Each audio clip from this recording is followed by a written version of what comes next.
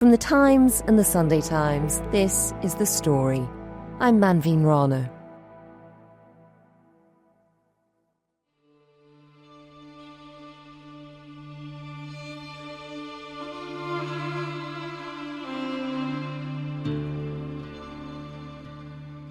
A few months ago, a presidential address to a crowd of thousands made headlines around the world as it delivered a rare message of peace and cooperation. 历史警示我们，人类命运休戚与共，各个国家 History warns us that humanity rises and falls together, said the president. 各个民族只有平等相待。 Only when all countries and nations treat each other as equals, coexist in peace and support each other, can we uphold common security, eradicate the root cause of war, and prevent the recurrence of historical tragedies. For me, it was one of the most significant moments of 2025. It was an address that we would have expected to hear from the President of the United States of America, the leader of the free world. But instead, these were the words of China's President, Xi Jinping. Throughout 2025, as America retreated from providing aid and leadership around the world, China seemed only too keen to step up and fill the void. Already getting reports of China offering some places saying, you know what, you had USA funding, we will come and help. A decade after China put forward its green development vision, its technology is increasingly shaping how that transition happens, not just at home, but across Latin America. The West is no longer the unrivaled center for medical innovation. The capacity that is available in China is enormous. The number of scientists is enormous. China's State Council announced their goal to be a leader in AI in a document called a Next Generation Artificial Intelligence Development Plan.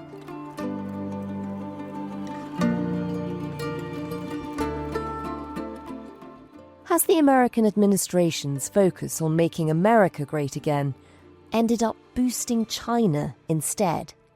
And how does China plan to use its power?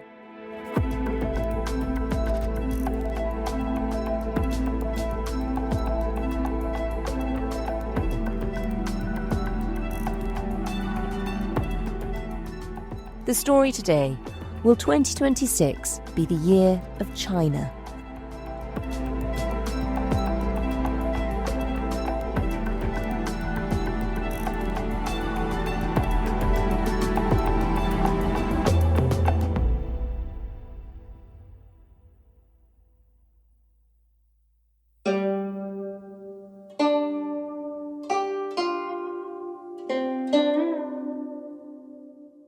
So I just spent 2 weeks in China, traveling around 4 major cities: Beijing, Nanjing, Shanghai, and Guangzhou.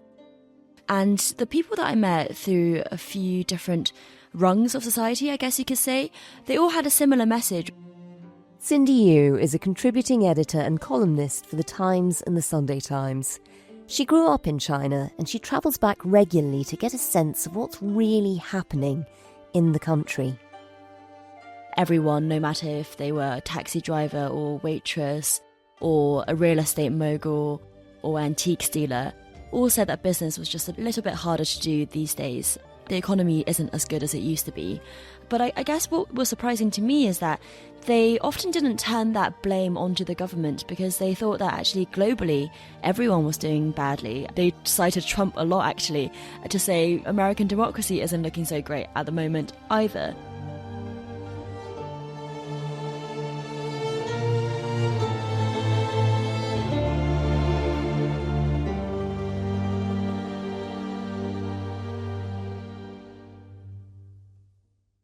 That's so interesting because, you often get those complaints in the West, but it's very much about the government, whichever country you're in.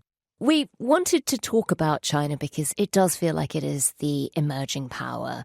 We wanted you to think about 3 moments over 2025 where we really felt that, where China seemed to be coming to the fore. Talk us through those. I mean, how hard was it picking 3 for a start? Yeah, this was really good homework, actually. It wasn't super hard to come up with it because when I thought about, what, for example, technologically had happened in China, there was really just one moment that stood out to me, and that was the DeepSeek moment from January. Or when I thought about the social aspect, there was also one moment that stood out to me, which was the TikTok exodus and onto RedNote, this Chinese social media app that also happened in January.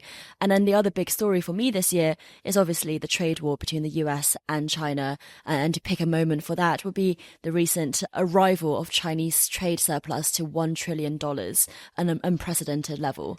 So I think actually there have been some quite key moments this year that you can point to because it has been a really big year for China news, actually. Yeah. Well, so talk us through those. I mean, starting with trade, that has been the story for so many of us this year with Trump's tariffs. But with China, it's on a different level. Talk us through the moment that really stood out to you and the story of China and trade. In December 2025, the Chinese Customs Administration declared that for the first time ever, Chinese goods surplus had reached $1 trillion. So basically, net exports of Chinese goods had reached the value of $1 trillion. Now, there are only about 19 countries in the world whose entire GDPs are over $1 trillion, so that just gives you a sense of the scale of that achievement. I mean, it is extraordinary. It does also show how vulnerable they are to a trade war, to tariffs. How have they got to this moment of surplus and how hard has it been? Well, Manveen, you're totally right in the sense that trade is a two-way street. Let's say you are a shop. Instead of China, you are a shop selling things and everyone wants to buy your goods. Yes, of course, it's great that you're selling all this stuff, but it does mean that you're really reliant on the custom. But yes, in terms of the trade war, I think Trump thought that he could rehash the 2016 trade war and China would back down a little bit more. In this international game of chicken, nobody's blinking. A tariff tit for tat. We have a $500 billion deficit, trade deficit with China. We're going to turn it around, and we have the cards. Don't forget, we're like the piggy bank that's being robbed. We have the cards. Beijing's promising it's ready for a fight after Donald Trump threatened another round of tariffs on $100 billion worth of goods from China. But the difference this time is that he declared tariffs on the entire world, which meant that actually he drove away some of the partners and trading partners that the US had previously relied on, such as the EU or such as Southeast Asian countries. And China ended up exporting to them more. So actually Chinese exports have been rising this year when you take away the American factor.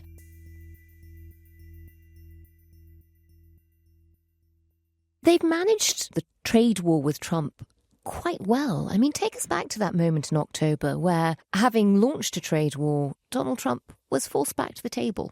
Yeah, and this has happened a couple of times this year, actually. We got to a situation in October where the US had blacklisted or sanctioned a lot of companies that had been owned by Chinese companies that previously could still do trade with American and Western allies. China, in retaliation, limited the exports of rare earths even more. And you got to this kind of standoff, really, which the two leaders sorted out in a face-to-face meeting in South Korea.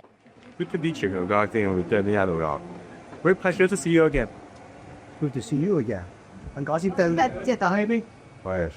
Me too. And we're going to have a very successful meeting, I have no doubt. But he's a very tough negotiator. That's not good.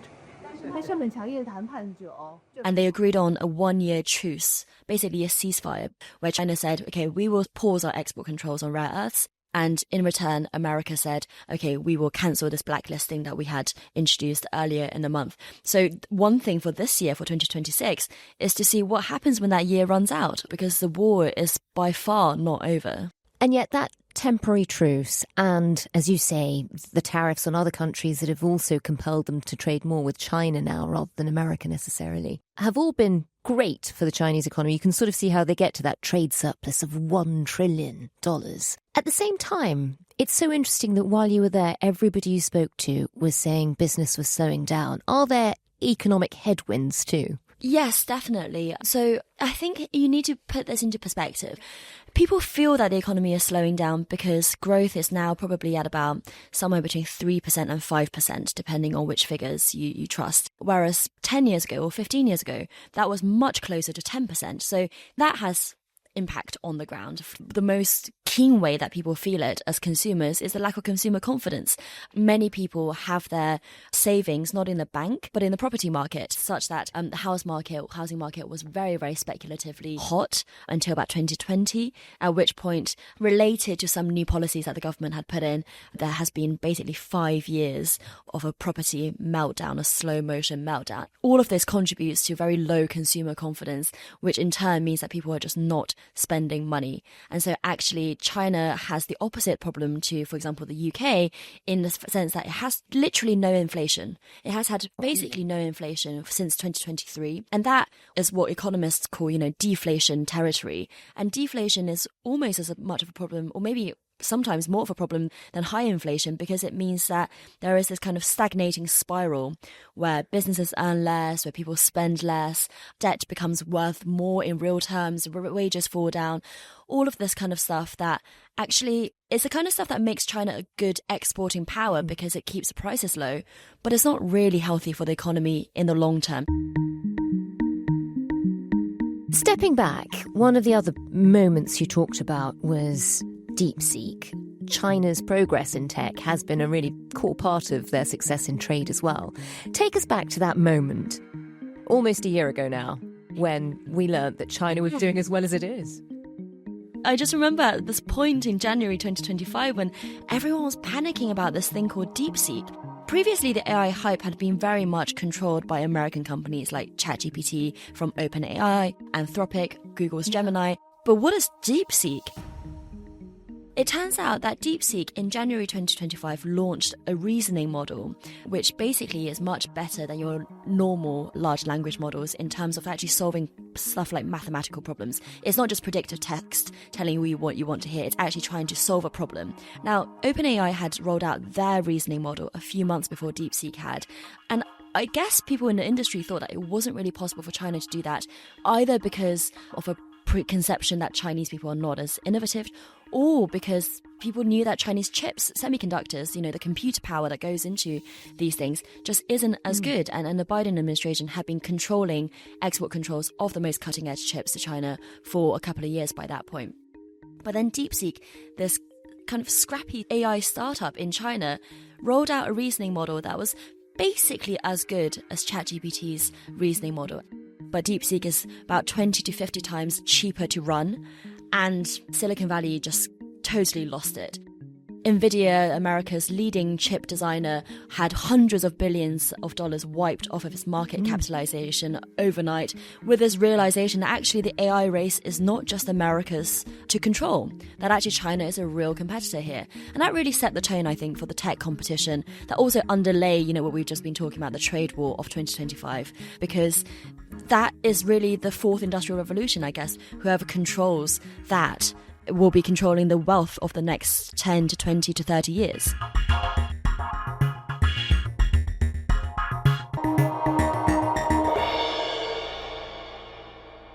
And as you say, we thought China was behind in the AI race because they didn't have the Nvidia chips. They didn't have the same chips that were available to American companies.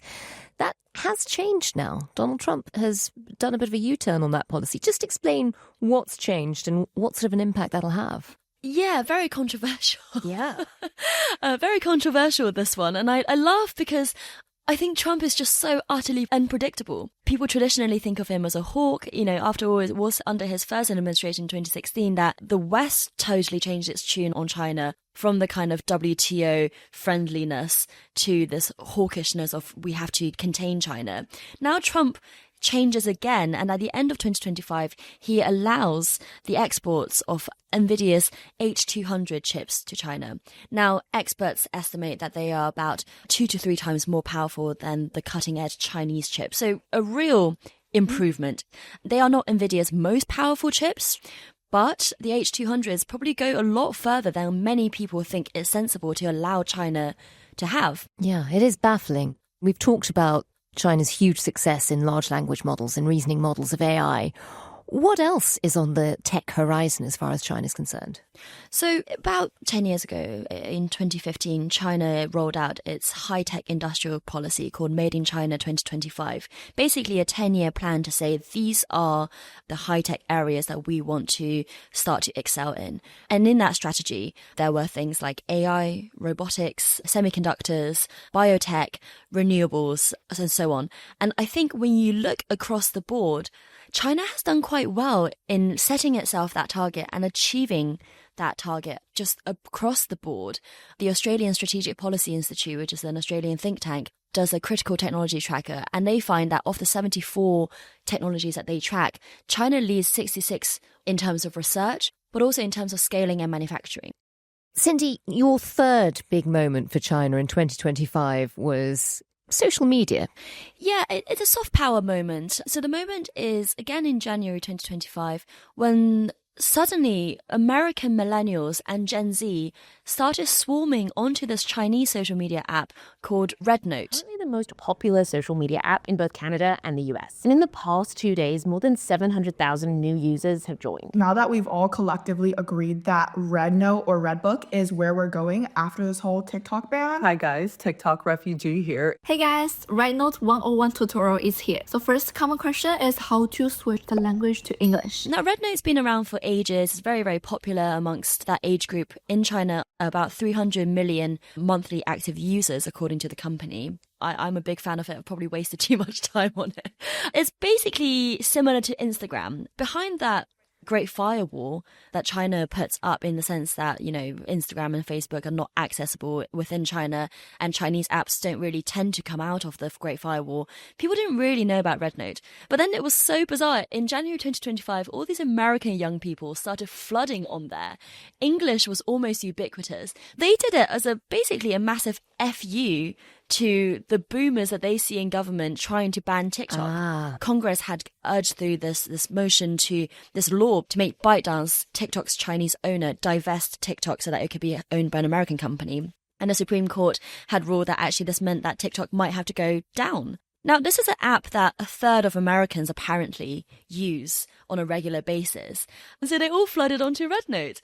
I wrote a piece at the time, slightly peeved, saying they've ruined my favourite app. Because I go there to see Chinese content and they're all Americans now. But, you know, my sour grapes aside, I just thought it was an incredible moment of...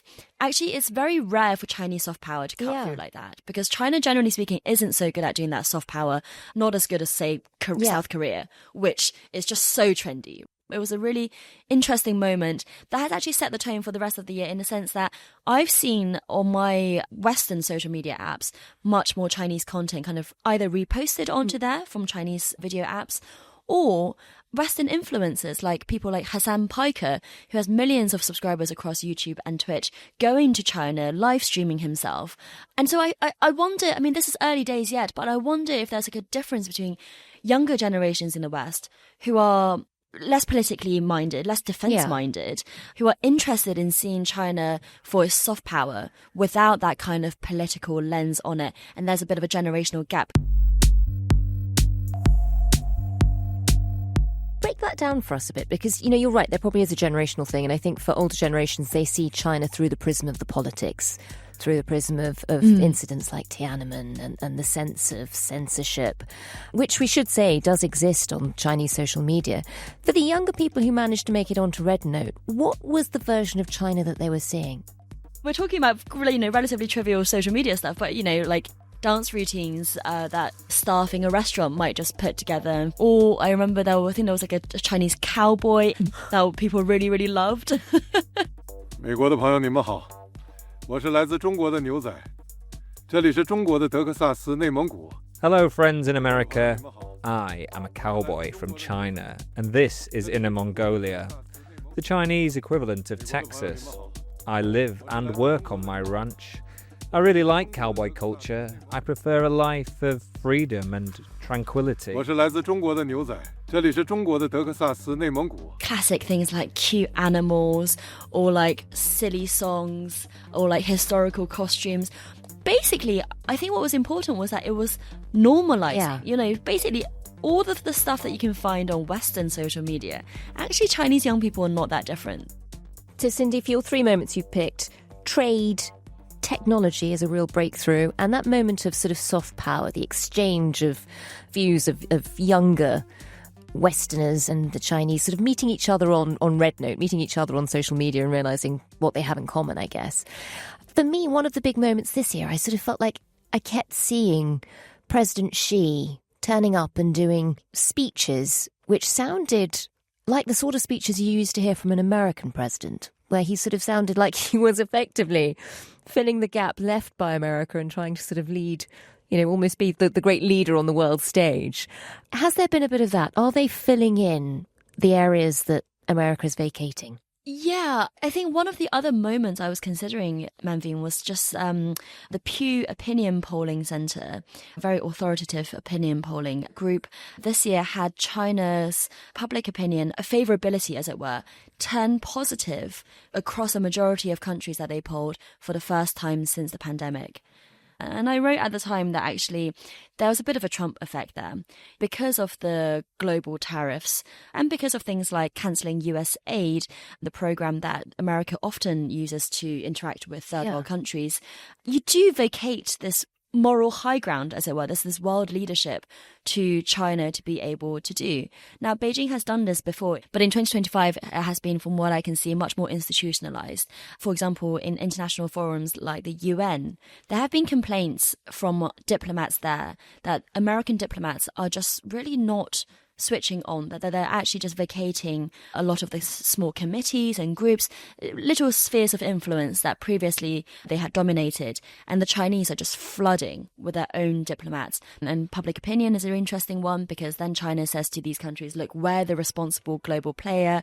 You can't trust the Americans. Come trade with us. And I think for some countries that has been a little bit persuasive, or at least, persuasive enough to flirt with.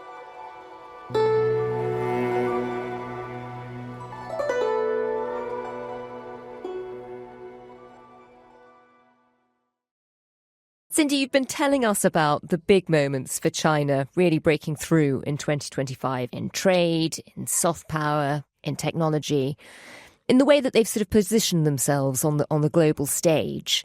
One of the questions that a lot of people had all through the year was what they would do about Taiwan. That question hasn't gone away for 2026. Do you think we'll see China being more expansionist in 2026? It's very, very possible. I mean, the region looks pretty febrile right now. Taiwan is run by a president who is pretty critical of China. Taiwan has these two parties that come in and out of power, and the Democratic Progressive Party, which is the much more China skeptical party, is in power at the moment, and its relationship with Beijing is pretty bad. There used to be a hotline between Taipei and Beijing.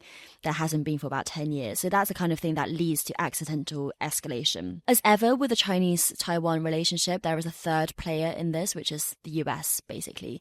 So I think a lot of this depends on what Trump does this year. Paradoxically, I think actually the way to keep Taiwan safe is to not talk about Taiwanese independence that much. Because one of the fears of Beijing is that America will drive a wedge between Taiwan and China and convince it to declare independence. We know that it's de facto independent, but to declare independence, which is something that the Chinese cannot basically accept. But that's not to say that the US should do nothing at all, because I think the best thing to do is to quietly still arm Taiwan, and quickly as well. So to make that deterrence high, but not vocal. At the same time, I think when you talk to Taiwanese people, I think there is actually complacency where a lot of Taiwanese people don't really think an invasion is going to happen. So that actually drives a lot of the MAGA administration quite mad, because they're like, well, you need to be more concerned about yourself. Tell us about your predictions for Chinese trade in 2026. You talked about it hitting that $1 trillion surplus in 2025. What do you expect to see this year? I think China will continue to focus on that supply, continuing to use export as a way to boost its own economy. But also at the same time, that is such a problematic thing for China to be doing in terms of its relationship with the rest of the world. The countries don't like to be in that kind of trade current account deficit. It's a really tricky one for China, but at the same time, I don't think it's got much of a choice, because we talked about the economic problems at home. It needs to keep growth going in whatever way it can right now. And the policymakers are generally speaking quite conservative about that in terms of repeating what has worked in the past. And Cindy, we talked about tech earlier. This time last year, people felt that China was nowhere near America in terms of AI. We had that amazing DeepSeek moment. What could we be shocked by this year, do you think? What should we be looking out for on the tech horizon? I think one thing that is already starting in 2025, but I think we will see more breakthrough in 2026, is robotics.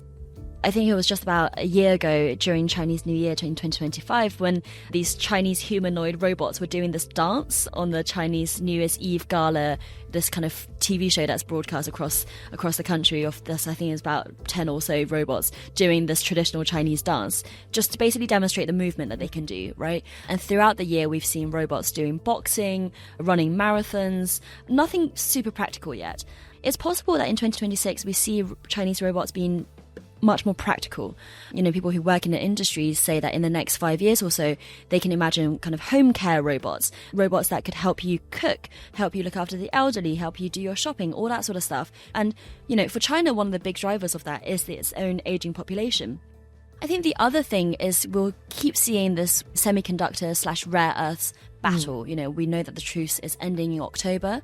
Will it be continued, or will there be much more trade warfare, economic warfare between the two countries? And who will win this next chapter of the tech race? I think it's anyone's guess right now. It's really interesting to see. I think we're at a real watershed moment for that.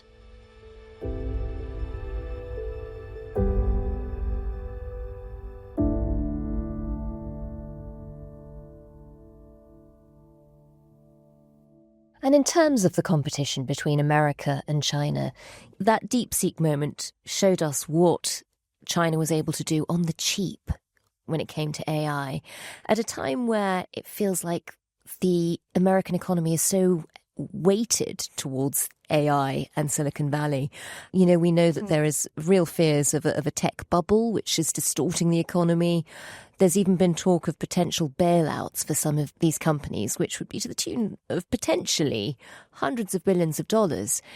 Could we actually see China almost overtaking America if that bubble does burst? No, I think in some ways China is more prone to a bubble because the government jumps onto things so quickly. So, you know, for example, DeepSeek in January 2025 is a scrappy startup that no one's really heard of that's just able to do this, you know, almost miraculous thing.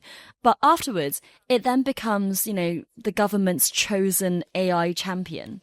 You know, the government then sends in Huawei engineers to help DeepSeek do things, and DeepSeek is no longer able to use NVIDIA chips because the government has asked it to use Huawei chips instead. So in some ways, the scrutiny, the attention of the CCP creates bubbles. Yeah. Because they create these champions. You know, they select these things. So, for example, when you look at EVs or when you look at solar panels or AI, when they have their attention on one of these sectors, everyone realizes, oh my God, this is what the country wants us to do. Therefore, we will pivot. But that then floods the market and means that actually only a few companies can really succeed. But I think where you're right in the sense is that China's economy has much more appetite to suffer. And I saw this in the first months of the trade war in 2025 because I was speaking to factory owners who say, we've literally had to close down our factories, our assembly lines because there's no American customers anymore. But we'll have to just see because this is what the government has basically signaled that it wants us to do. And that is one of the strengths and / weaknesses of the Chinese system is that actually, when there is pain for the greater good, quote unquote, greater good, individual actors and individual people find it very hard to stand out and say, this is not good for me, in a way that Americans are so vocally able to do that. And so if there is an AI bubble bursting, I think we'll just expect these other AI companies just to go quietly into the darkness. People will go bankrupt, people will be in debt, but they won't really be heard about because the message from China will be, we're still a strong country, we just need to get through this period of time. So this pain threshold is much stronger because you are in an authoritarian country. And then just finally, in terms of your question about whether or not this means Chinese economy will overtake, I think this is not the year that's going to happen because there's so many headwinds on the Chinese economy as well. China's GDP is still only about 2/3 of American GDP, so there's a long way to catch up. And actually, on some measures, that trajectory is going backwards. So I don't think this will be the year that China overtakes the US in terms of size, but certainly I think it will be a very pivotal year that sets up the groundwork for what will happen in the future of this race. Cindy, it's clear that China is gathering power. It's doing incredibly well in terms of trade, extending its influence all over the world. What does it want to do with that, though? I mean, does it intend to replace America as the world's policeman? Does it want to be in a world leadership role? No, I think it basically wants to have its cake and to eat it as well. So it wants to be seen as the most powerful country in the world.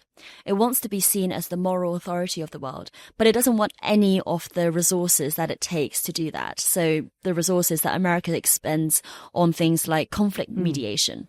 For example, with the Israel-Iran conflict, when Iran maybe thought that it could rely on China much more, but China just kept quiet, it's still pretty self-interestedly focused on its own situation at home.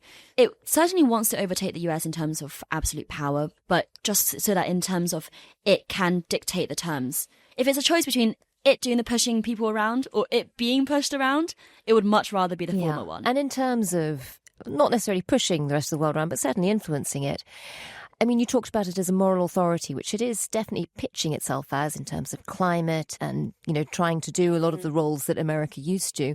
At the same time, the differences that sort of set us apart, the West apart from China, the censorship, less emphasis on individual freedoms, none of that is changing, is it?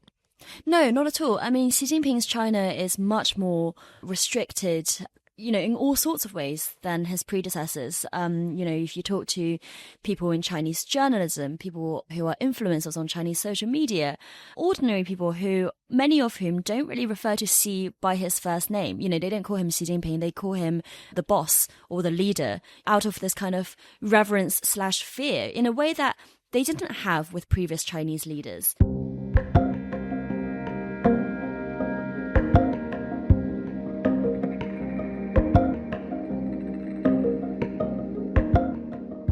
China of now is a much tighter country than it was 20 years ago. But there is very little they can do about that because of, you know, China's very effective use of surveillance and censorship mechanisms. It's hard for that to get critical mass.